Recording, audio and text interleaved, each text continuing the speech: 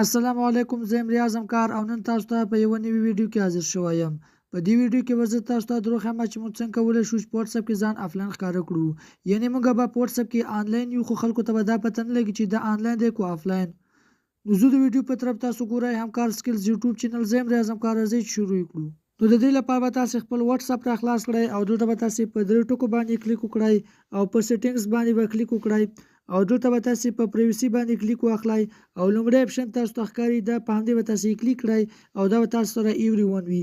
کله چې تاسو ته لومړی خانه ټیک مار وي، یعنې چې هر څوک به کتلی شي چې تاسو آنلاین یاست یا آفلاین.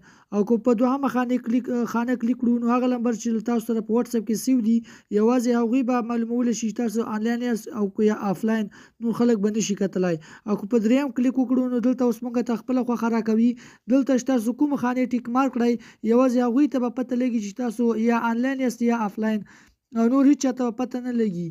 او که چیرې موږ په نو باډي باندې کلیک کړو، یعنې هیڅوک به هم نشي کولی کوله موږ سره په واتساپ کې څوک سیو وي او که نه هیڅوک به هم ونشي کولی چې موږ معلوم کړي چې موږ آفلاین یو که آنلاین. نو دا به تاسې نو باډي ته واړوئ او له دې څخه به تاسې بیک شئ. نو له دې څخه وروسته به هیڅ چاته دا پته نه لګي چې تاسو په واتساپ کې آنلاین یاست یا آفلاین.